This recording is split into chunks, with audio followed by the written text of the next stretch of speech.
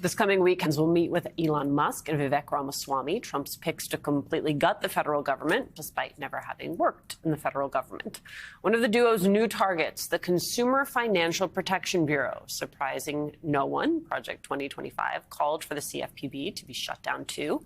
Democratic Congressman Chris Deluzio denounced that move, saying, quote, "Of course the billionaire crowd wants to kill a government watchdog that saves folks money from fraudsters and crooks." Congressman Chris Deluzio of Pennsylvania joins us now. Good morning, Congressman. Congressman, good to see you. So Mike Johnson, the Speaker of the House, announced that, did this on X, by the way, that the Doge crowd, the Elon Musk, Vivek Ramaswamy show is going to be meeting with him next week, I guess, to talk about how they're going to blow up their jobs because, well, why not?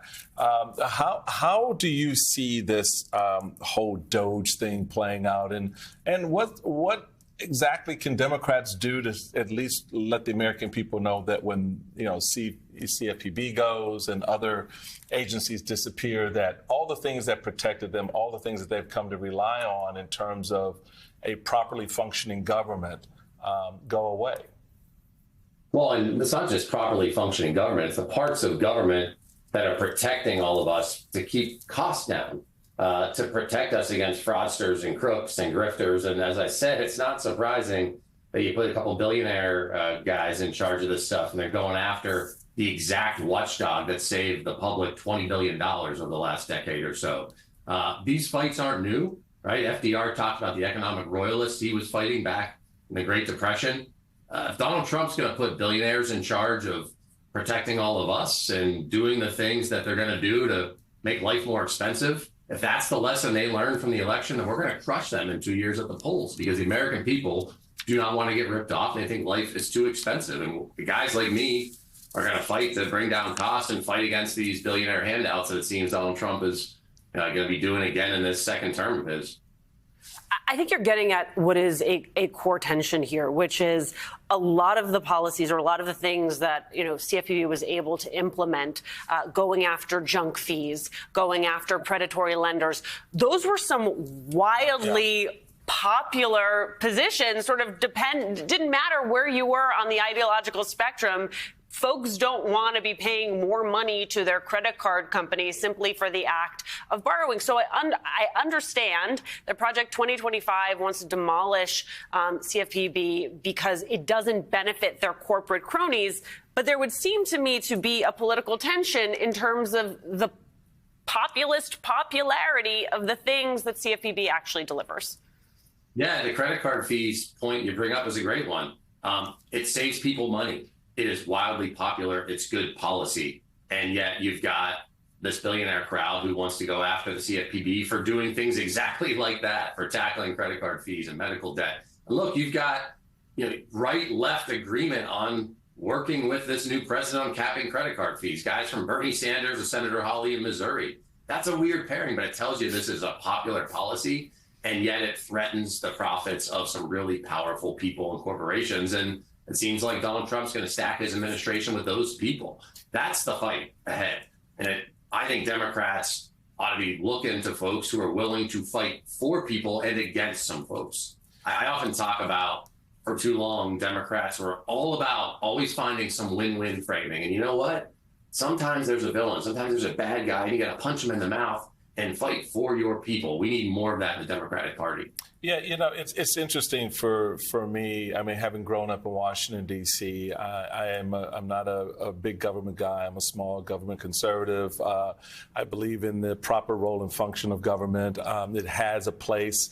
What is frustrating is that over the years, Republicans have become delusional when it comes to government, and now that's sort of manifest in the appointment of these two, misfits as part of this menagerie that Donald Trump is putting in place. And I think a critical aspect of this is someone whose daddy was a federal employee rings home in the Washington Post, noting how Ramaswamy and Musk, whose personalities will clash unless Ramaswamy just decides to bow to everything Musk decides he wants to do.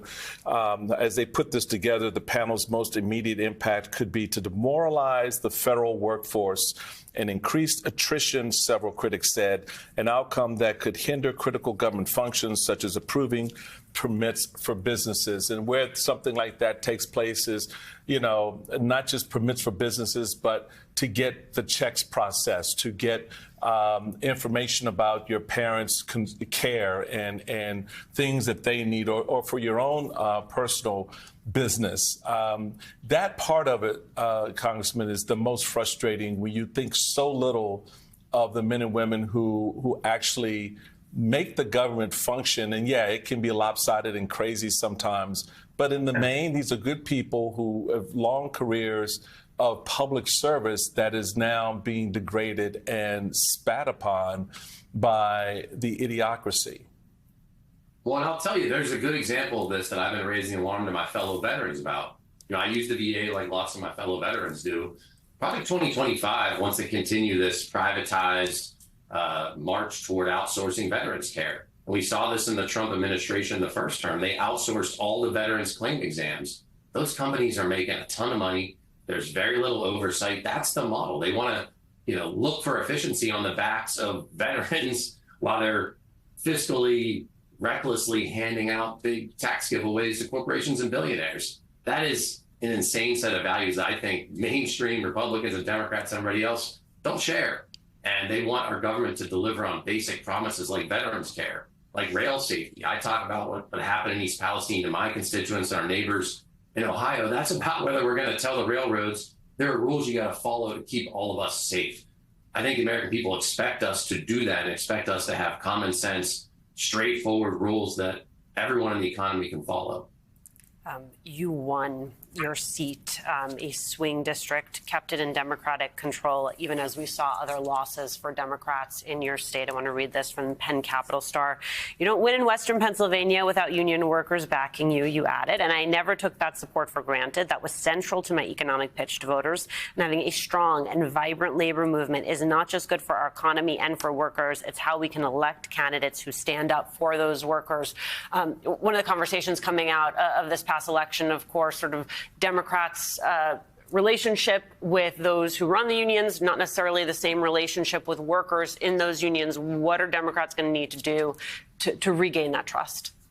We got to listen, number one. You got to listen to where rank and file members are. And I think you got to put economic issues front and center.